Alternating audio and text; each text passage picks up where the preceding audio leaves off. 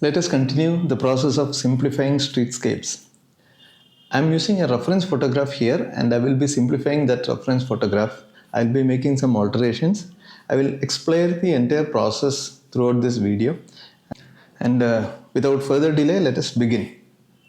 This is the reference photograph. I will be taking some major elements from this reference photograph and I will be using some artistic freedom to simplify it and alter it. Right, let us start. I am using a cold pressed watercolor paper, and for drawing I am using a fountain pen with waterproof ink. Okay, the details of the materials I will give in the description below. And at the top right you can find the reference that is used for this, and let us kind of make it simple. Okay, so I am initially starting with that far end, that red kind of a hut, kind of a two-story kind of a hut. Okay, it may be some kind of a cafe or something. I don't know what precisely the business is. Yeah, and let us make the drawing very loose. Okay, I'm just making a loose representation of the tree, loose representation of the building, and maybe a couple of figures. You can see some figures there, and I'll be doing some alteration to make it look a little bit more entertaining or interesting, right? And let us add some vehicle.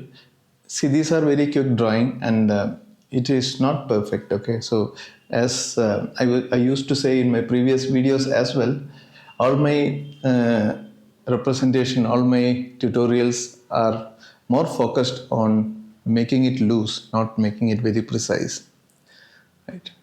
And let us make the top portion of that structure as well. And I was initially thinking not to make the top portion, but now I decided that okay, let us add the top portion also, right? And the drawing as such is fast forwarded 2 times. Okay, I usually fast forward the drawing 2 times, and if you want to view it slowly, you can probably reduce the playback speed maybe to 75% and then watch it. And this lady with a small kind of a cart or something and with an umbrella, I thought it may be a good idea to add that.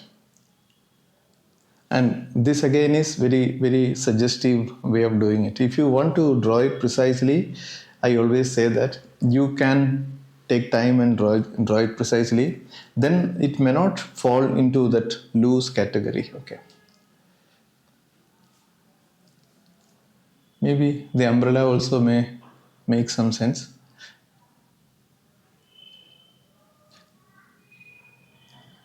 Right. And what else we need to do? We need to draw. I'm just looking at the reference, and I don't think we need to add too much of further details. Maybe this electric pole. This is little slanted by drawing, so it's okay. I mean, we are not drawing it perfect anyway, so it is okay. I'm drawing a little faster, and further the speed is fast forwarded 2 times, so you might find that the drawing is little faster, but the painting process is much slower. Let us start the painting, and I'm wetting the sky area of the paper and using clean water and a mop brush. Okay, so the brush that I'm using is Camel mop brush. And once the paper is wet, I am using some cerulean blue for the painting process. It is a kind of a clean sky with a little suggestion for clouds. And see, this is not deliberate. Those white suggestions for clouds are not deliberate. I just did a wet on wet sky, that's it. And let us now add a little bit of a grayish kind of a tone by Payne's Grey, little blue, maybe a little bit of brown, burnt umber, etc. Something at the background, something on the background at the right side. Okay. And we know that there is a building in the reference. I am not sure if I will really paint the building as of now. As of now, I just want to engage that area. I might later add those suggestions for those building, but I haven't made that decision yet. Right now, it is just a background. And doing the things, most of the backgrounds, most of the less important things, finish it off fast. That is the approach.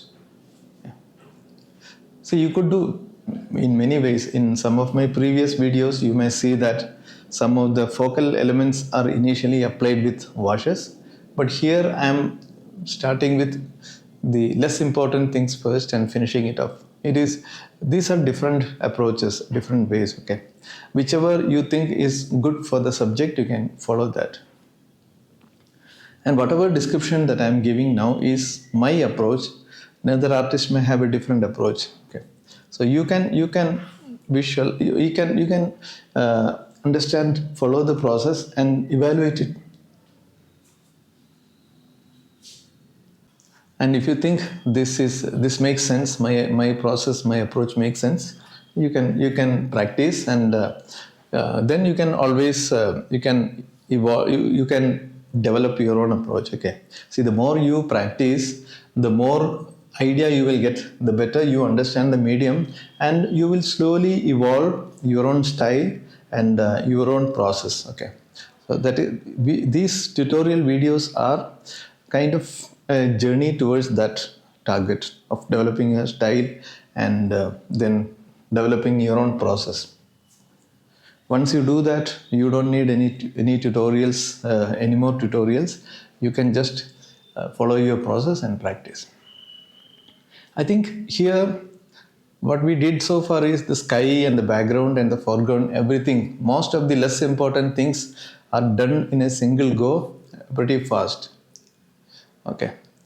Now let us start getting into some of those interesting elements. I'm making orangish yellow, and I decided just to give some suggestion for the background building.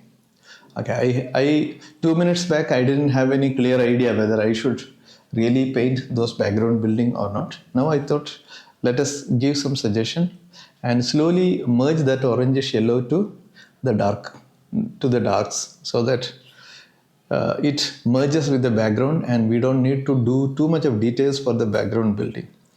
So we are merging the warm color at the top to darker colors at the bottom. By merging, as I told, we are reducing the details, and we are kind of avoiding the necessity of details there. And connecting all the darks together, it's a good idea. So I'm trying to sort of connect the darks together, and splashing up little water I did. I mean, that was just to create some texture. And let us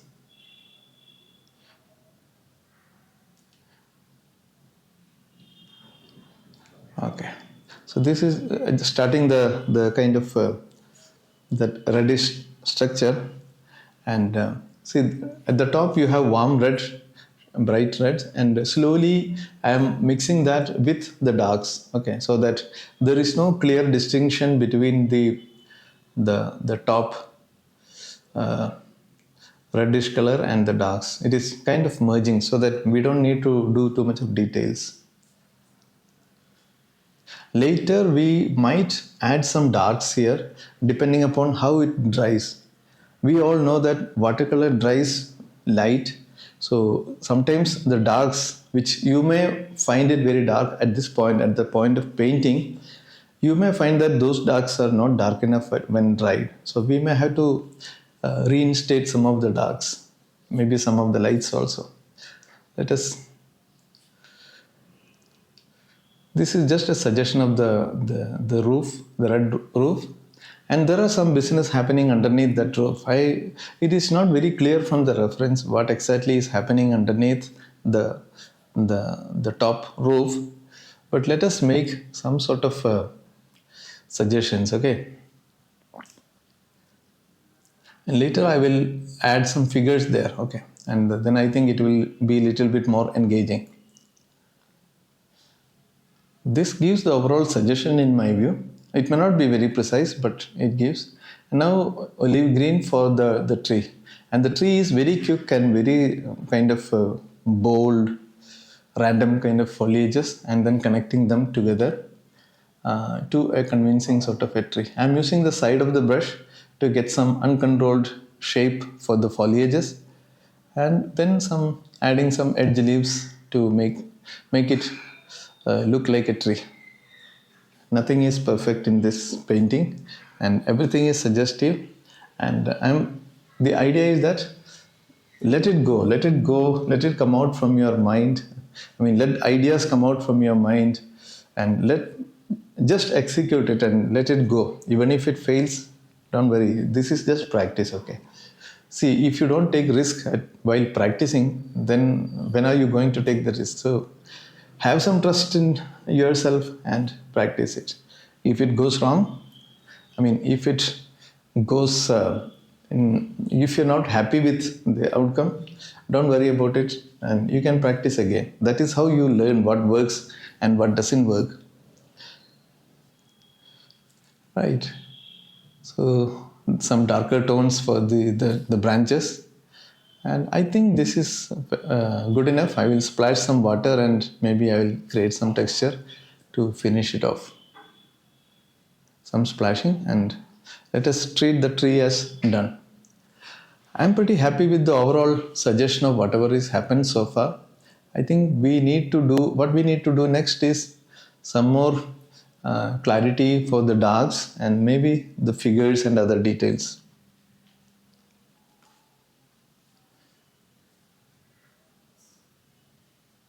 I'm changing the brush. When you want to use smaller details, I'm switching to smaller brush.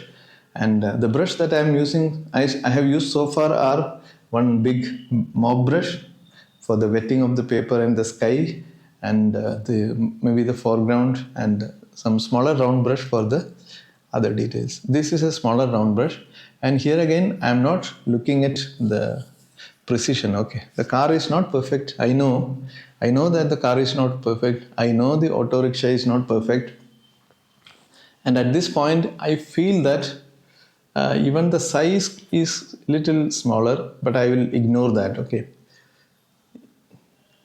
I will ignore that. And let us now paint the vendor, the lady under the umbrella. And I'm using just some orange color and maybe some darks mixed to the orange red sort of a color. See, don't worry about the colors too much, okay? You can always change the colors.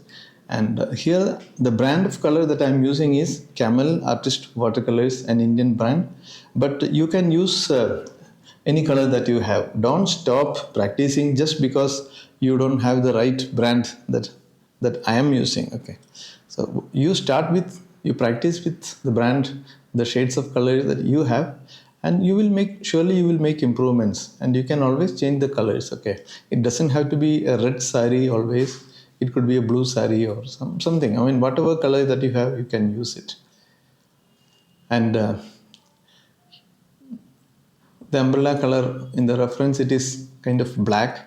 So I thought a blue will be giving little bit more contrast. Okay, and these are just suggestions. Okay, don't worry too much about the details. We don't need a photographic kind of quality to the drawings, to the painting. It is just a suggestive representation of the subject.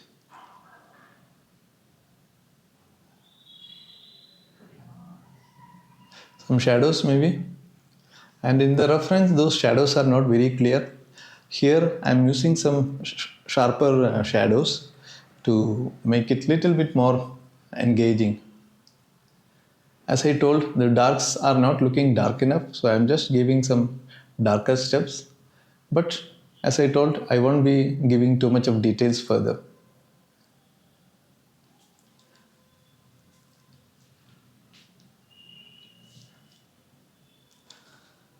These are some kind of dry brushworks.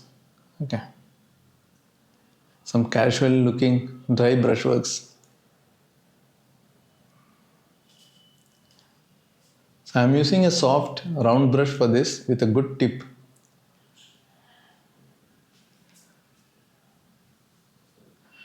Let us now add maybe some figures there.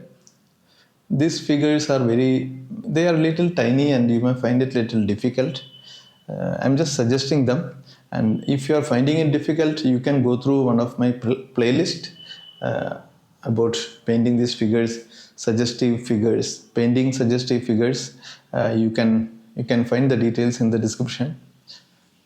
Okay. And these are kind of a group of figures. They are probably eating or discussing something, I don't know. They are doing some business there at the top. And maybe she is selling some fruits or something. So let us make some bright colors for the fruits. And if you wanted, you could change the colors. Okay, you could make it some vegetables, greenish kind of a color.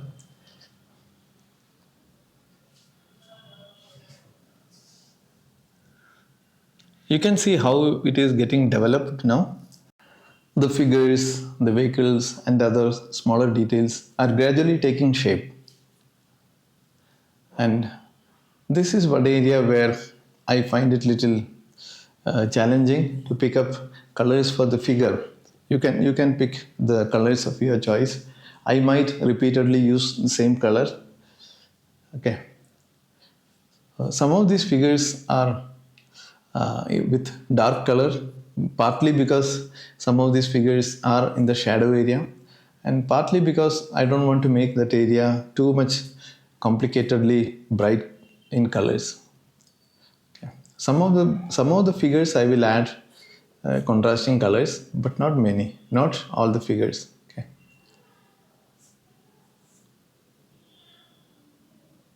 Just some suggestion. Okay. These figures are not perfect at all. They are just some suggestions. You can always improve upon all these things. Okay, this is just a way of doing it. I'm kind of explaining my process, and you can take whatever you like from this process and discard whatever you don't like. You can always modify the approach. Okay, you have the freedom and follow the process that you like, and you don't have to like my process. As I told, follow your process.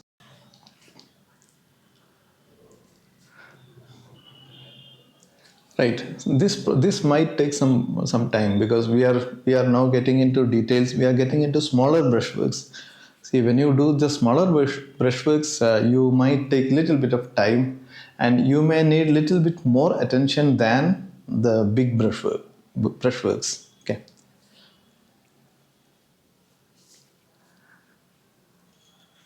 Right. Some touches for the figures.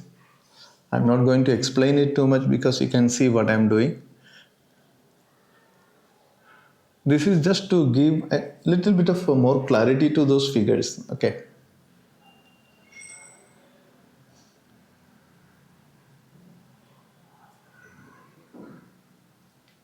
Some of the figures look a tiny bit smaller to me, so I'm trying to fix some of these figures.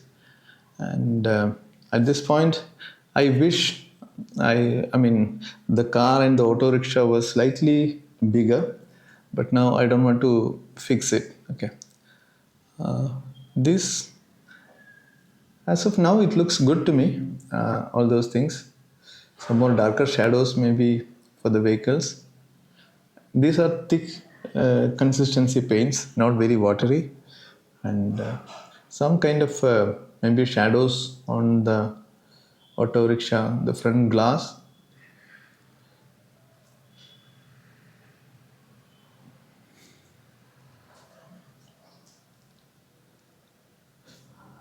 Okay, I'm not very happy with these vehicles.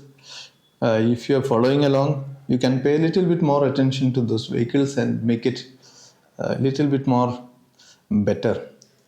Since it is a loose representation, I don't mind it. Making some of these figures slightly taller and bigger, and I think Uh, I think I am pretty much done with all these things. I'm just trying to maybe correct some of those shapes, or I mean, do some finishing touches. That's it. Some darks under the umbrella, and there are a couple of things that we have to do now. Maybe some more darks for the buildings. The lower portion of the far end building may be good. An electric pole here may be good, and maybe we also need the main electric pole. Some dry brushworks for the far end building because it looks too flat to me. So I was thinking adding little bit of suggestions, maybe adding little bit of darks underneath the building. See, there are two reasons for making this area a little dark. One is that we get those vehicles and figures a little bit more attention. It will get more contrast, and the other thing is that it will give little bit more of a form to the far end building. Okay, so that is the kind of idea. Okay.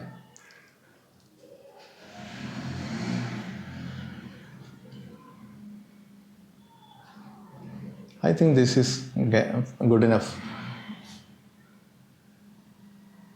And this dry brush works for this the main electric pole. The pen drawing was sufficient enough, but I thought let us give it little bit more contrast by adding darker color, and let us add some shadow to this. The shadow looks okay. I think this one little longer, and maybe I will add little bit of more shadows in the context. There may be something on the left side which is outside of the painting frame, subject frame, and some orange color for the skin tones visible for the figures. And this is thick orange paint directly picked from the tube, and it is watercolor, not gouache or acrylic.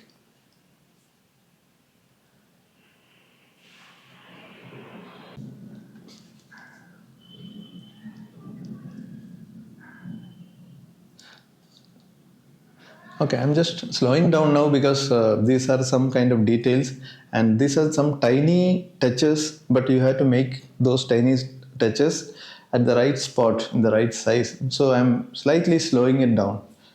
Okay, you cannot make it very casual, and yeah, I'm pretty much happy with the figures in general. Though I'm sure that it could have been a lot better. Right. Overall subject representation, I'm happy with that, and we will finish it with some final touches maybe. I think at this point itself, I think we can stop it, but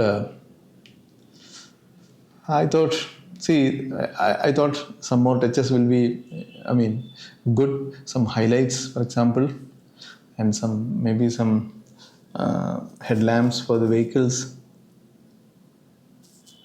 These are some opaque touches, and if you are against using white in watercolors, you can avoid this step. Okay, you can precisely leave the white spaces for the headlamps, and if you don't want the headlamp, you can ignore it also. And some of the highlights for these figures, and then I think I will call it as done. So I hope this video was informative to you, and you could learn something from this. If you have any questions or suggestions or comments, please write them into the comment box below. Please don't hesitate to ask any questions, and I'll be more than happy to get back with answers to your questions, to your suggestions and comments as early as possible. And if you have any suggestions for new topics within loose streetscapes, maybe in landscapes, you can let me know. I will consider that for my future topics. And if you think this tutorial was valued, I mean, if you value this and if you think it was helpful, Please do subscribe and press the bell notification, and I'll be uploading more and more videos on this channel. So please keep watching, and please keep learning. And if you think this can benefit your artist friends, artist groups, please share it to them so that they also can take benefit of the course, and I also get the benefit that it is reaching to more people. So let us now call this as done by signing it. Okay. So I hope you can have a comparison now about the reference and the representation, and it looks reasonably okay to me. I'm pretty happy with the simplified reference. There are a lot of things that I think we could have done it better. Okay, so there are a lot of improvements, possibilities always, but we don't have to do it in the most beautiful way, because this is practice. This is not a commission work or an exhibition work that we are targeting for. This is a practice work, and going bold and quick and loose is the approach. Then please try to follow that approach. And as I told earlier, if you have any questions or suggestions, please write them into the comment box below. So thank you very much for watching this video, and I hope you found it helping and you found it useful. And if you found it useful, please help me by clicking the subscribe button and clicking that bell icon next to the subscribe button. So thank you very much, and we'll soon see you with another interesting tutorial, and happy painting until then. Bye bye.